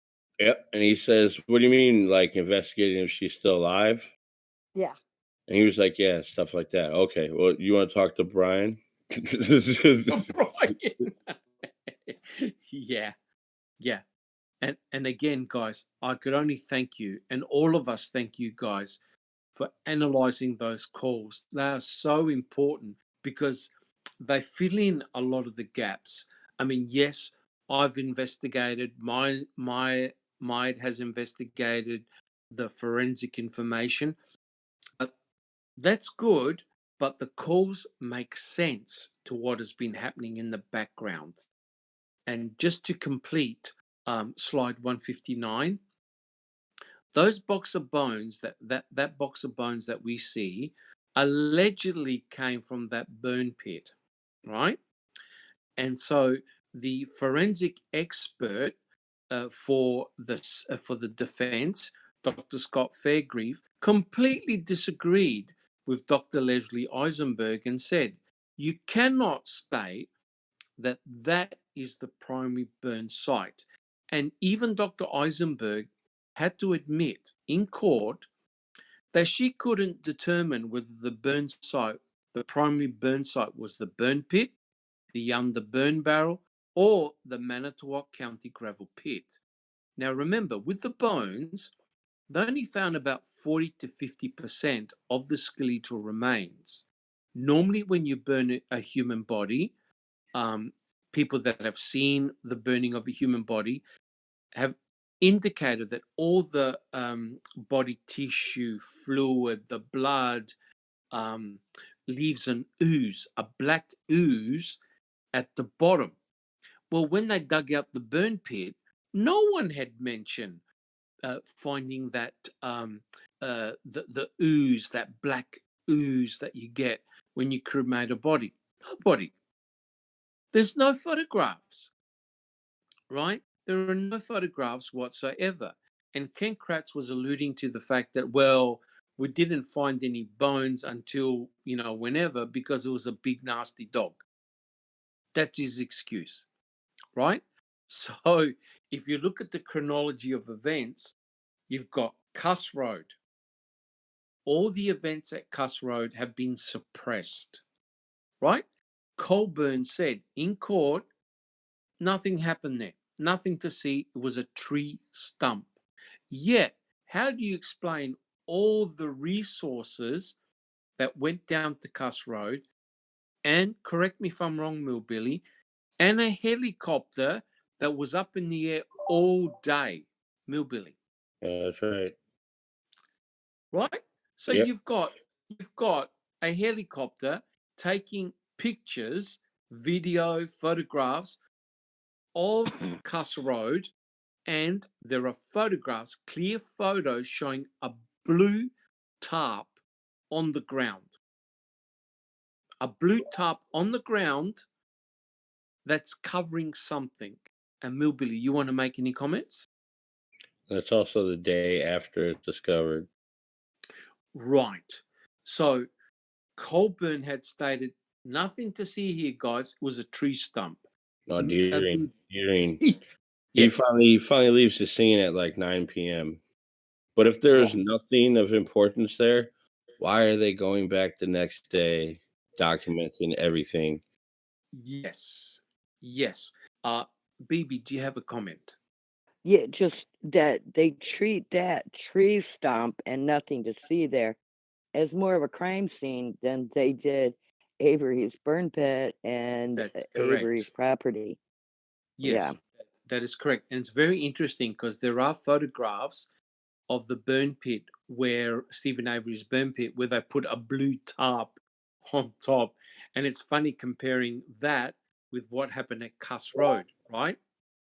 Millbilly. Well, they obviously tell Stephen Avery on the 9th that they found a body. But Yes. still, they still only arrest him for felon possession of a gun. Gun charge, correct. Nothing else. Correct. That's correct. Because when they interrogate him on November 9th, yes, they do mention but don't they then mention bones as well, Millbilly? One time. Right. Okay. So clearly, what we would like to get our hands on are H1 and H2. Big Jeff, do you have any comments? Well, I was just going to say they also tell Stephen during his interview that they found Teresa's DNA in his trailer. Correct. So they just Correct. lie through their teeth, say anything they And want. a bloody handprint. Yes. Yes. Of course, if you look at Stephen's reaction, he's thinking, what the hell? And yes, law enforcement are permitted to lie to him, right? So that's exactly what they did. So just returning to slide 159. So Dr. Scott Fairgrieve stated, look, you can't tell which is the primary burn site, right? But here's the important thing. Kathleen Zellner's experts were able to look at photographs of the bones that were given back to the Hallbarks, and her experts were able to state that they were human pelvic bones at the Manitowoc County gravel pit, right? And when Dr. Eisenberg was questioned, how come you couldn't identify the bone? You know what she said? She said, I didn't want to destroy the bone by cutting it, right, to examine it. But what she forgot was the fact that someone had already cut through the bone for her, and all she had to do now wait for it, is place the bone under a microscope. Now, can you believe that? Every forensic anthropologist have got 2 or 3 microscopes, right? But she forgot to do that, so she couldn't give a definitive answer whether it was human or not. So unfortunately, Dr. Scott Fairgrieve, he was good as a witness, but he clearly had not examined all the bones in the same level of detail that Kathleen Zellner's experts did. So that was very, very frustrating. Guys, does anyone want to make any comments on slide 159? Okay, Miss Piggy. Fairgrave had said all along that it's not how an archaeological dig would have been processed properly. So that's why Correct. he distanced himself, I'd say, on commenting too much on the gravel pit and Correct. Correct. And guys, because we're conscious of the time, I'm going to make slide 160 our last one. And that dovetails perfectly with what Miss Piggy said. And in actual fact, BB even commented on this. If we have a look at slide 160, you can see that there are water bottles left at the dig site, right? Now, how ridiculous is that, whereby they're leaving their own samples at a dig site, apparently where a human body has been burnt? But most telling is, have a look at the size of the hole in the burn pit. Clearly, machinery came in and dug it all out, right? Now think about it, guys. If the victim was burnt, she was placed on the top of the burn pile. So why are they digging 3 or 4 feet under the burn pit? What were they looking for? What were they hoping to find? So not only was the burn pit treated really badly, unprofessionally, it wasn't properly documented, and they dug it out using heavy machinery. Guys, any comments? Big Jeff. I think maybe they were trying to find Captain Kidd's treasure, you think, by digging down that deep? Maybe trying to strike oil or something? Yeah. How far can something sink down in so many days? I realize it rained, but you think something's going to sink down 3 feet? I mean, that's just defying the laws of physics. Correct. And like I said, Brendan Dassey never said that they dismembered or cut up Teresa Hallbark. He said he grabbed the feet, Stephen grabbed the shoulders and placed the body on the burn pit. That clearly cannot be the case, guys, right? Eisenberg's own report states that the body was dismembered, cut up. There are saw marks, there are blade marks on the bones. And not only that, the bones have been heavily fragmented. They've been crunched. Big Jeff. Don't forget Brendan's picture that he drew as part of his Yes. Michael Kelly Yes. confession. He didn't draw a cut up body, did he? He drew a body that was No. completely, well, it was a stick figure, but Correct. to the best of his ability, I mean, if that body was cut up, he would have been Oh, capable, boy. I think, of. Yeah. And I mean, but let's not forget about Brendan, that he's squeamish with regard to the sight of blood. Correct. He had to participate, not only shooting the 10 times, as you mentioned 2 weeks ago on the podcast, but if he Which had he to couldn't- participate somehow which to he couldn't- dismember it, Yeah. Correct. Yeah. Oh, look. well, I mean, Yeah. it's just not believable at all. Yeah, and let's think about it, guys. Brendan is not a hunter. He hasn't, from my understanding, ever dressed a deer, cut a deer up. A Millbilly, dressing a deer, is it fairly gruesome? Yeah, it's bloody. Right. So Brendan even said that he faints at the sight of blood. So Mhm. now we're meant to believe that he actually cut up an unknown human female, right, into pieces, and they put her in the burn pit, right? But as Big Jeff said, all his diagrams show a human body as a stick figure intact. So nothing that Brendan stated made any sense to the forensic evidence, right? And guys, I like to finish it here by looking at the diagram on the right-hand side. This, to me, brings home the message. If we look at the burn pit where Bear is standing in front of, experts have looked at that burn pit and they've all concluded there wasn't enough fuel, right? And we know what Scott Tadich said. Scott Tadich said that the flames were 10 feet high. Then he said they were 3 feet high. Then he said that the fire had burnt out. So, in other words, he was completely inconsistent, right? So, therefore, you couldn't load enough fuel in that burn pit. Maya, do you have a comment? I was just gonna ask you which statement were you referring to, Scott? Was it his first where there was no fire? Correct. Yeah. Correct.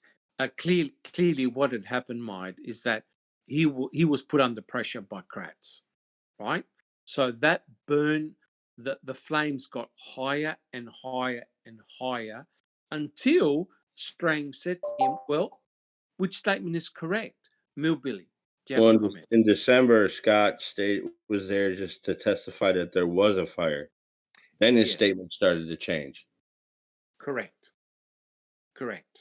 And don't forget, guys, there was a propane tank, a large propane tank near the burn pit.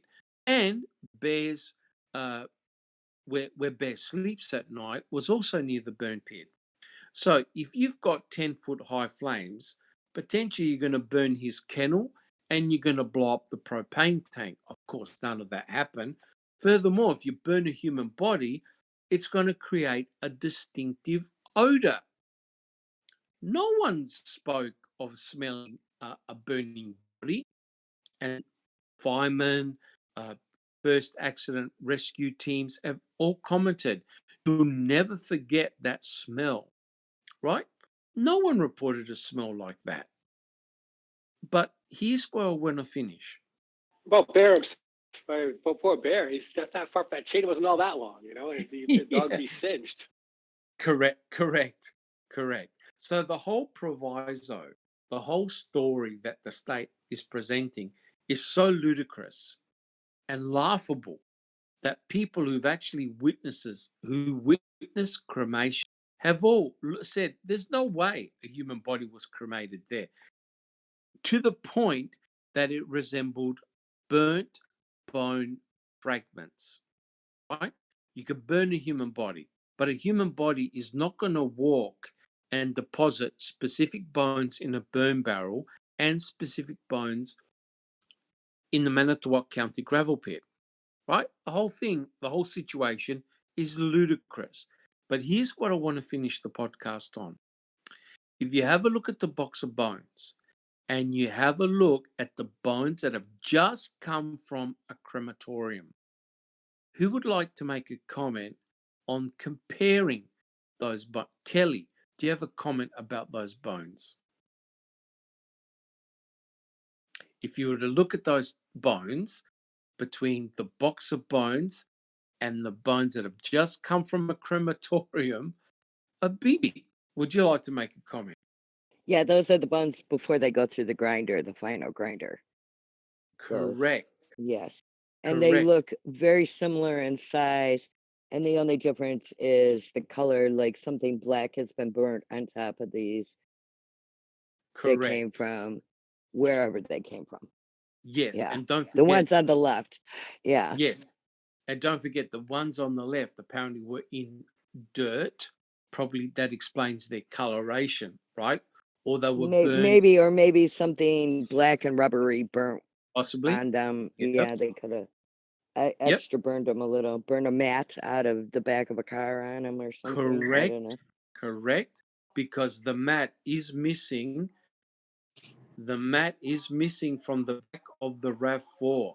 So the body may have been wrapped up in and the whole body may have been burnt. We don't know. Maya, do you have a comment?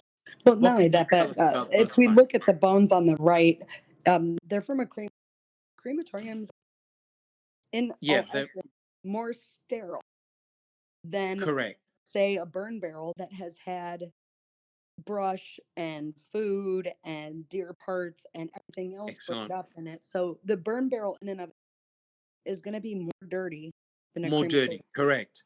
Correct. Correct. I agree. And you're right. Yes, than a nice gas flame that was provided through natural gas at a crematorium. Yes.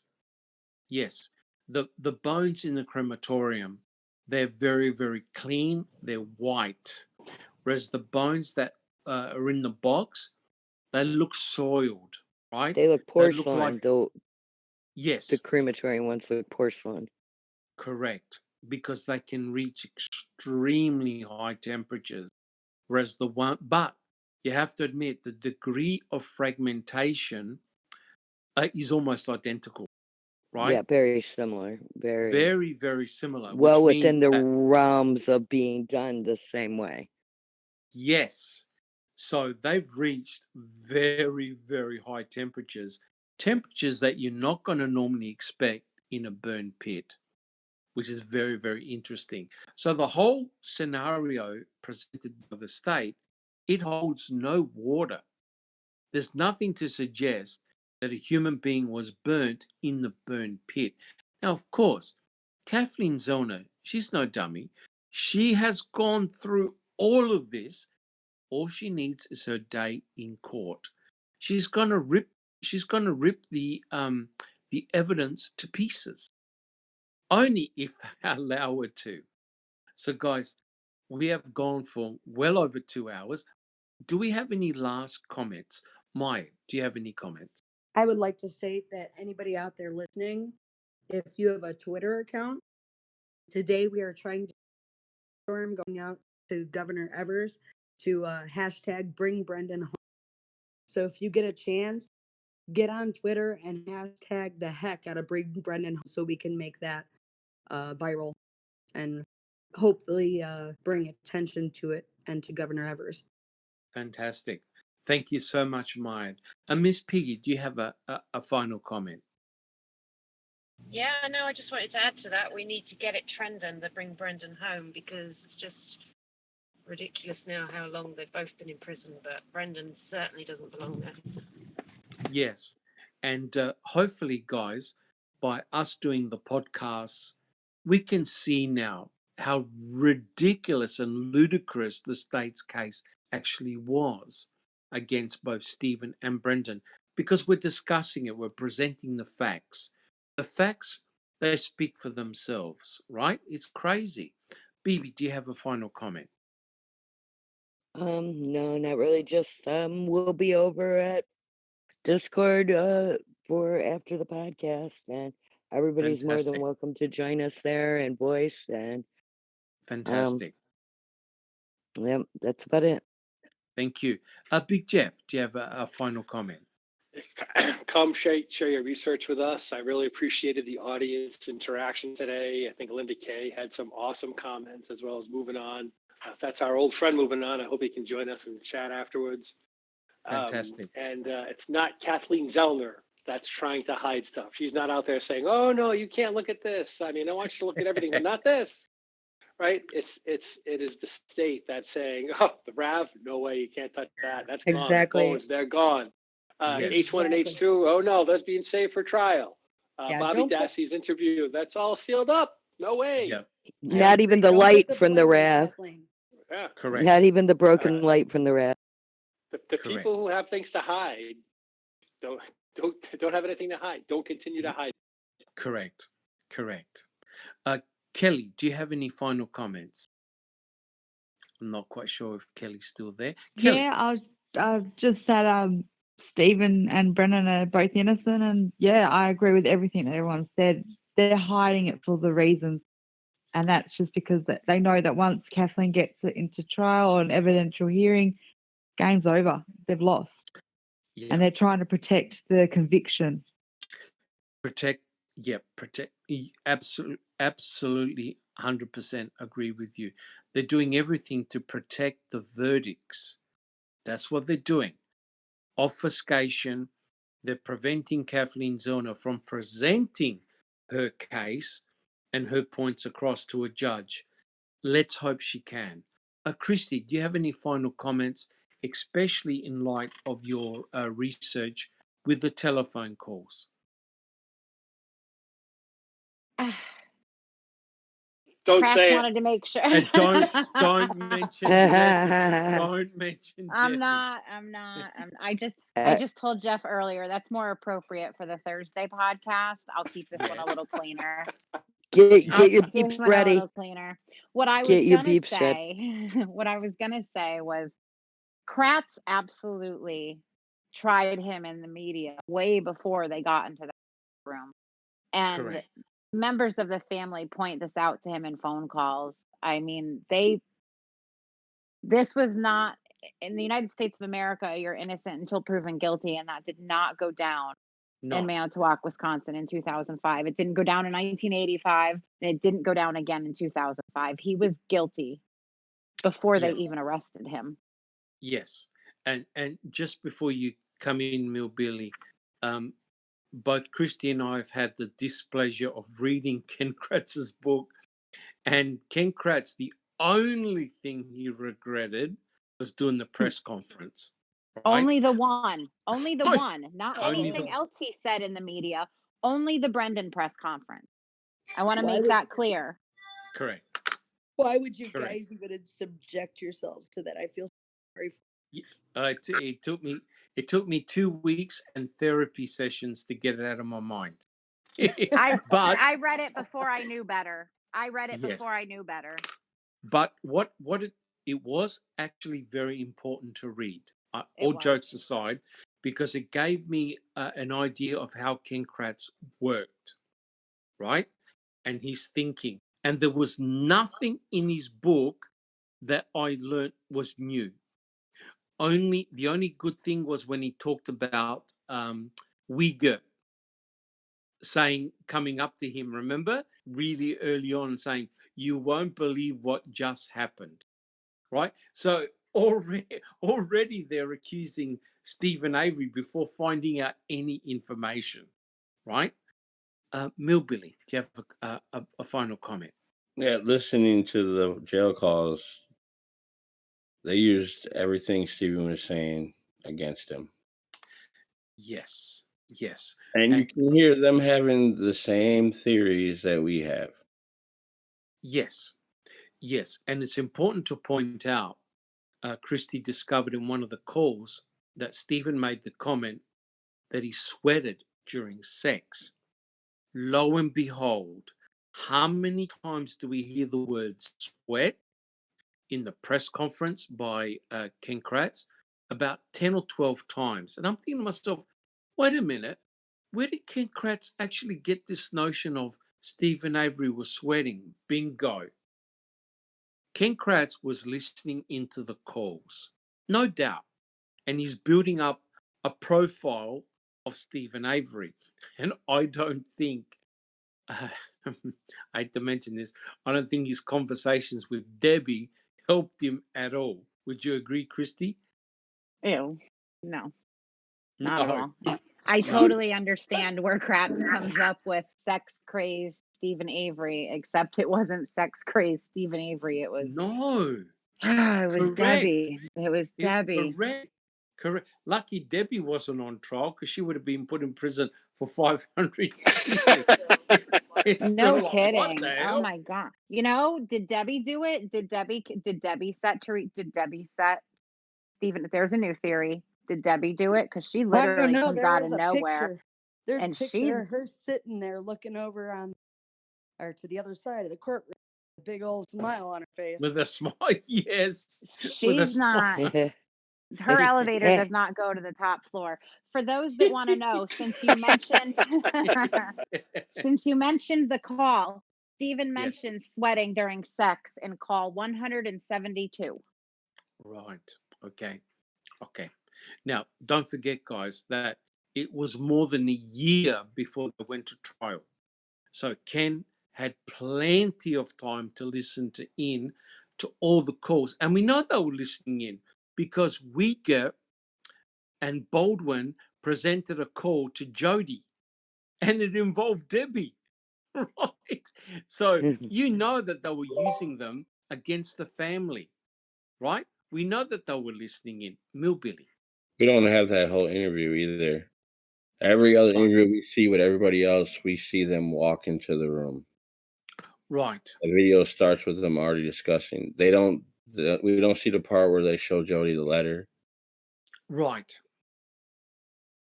Yeah, I know part of the interview has been presented with Jody, but you believe that there are parts that are missing?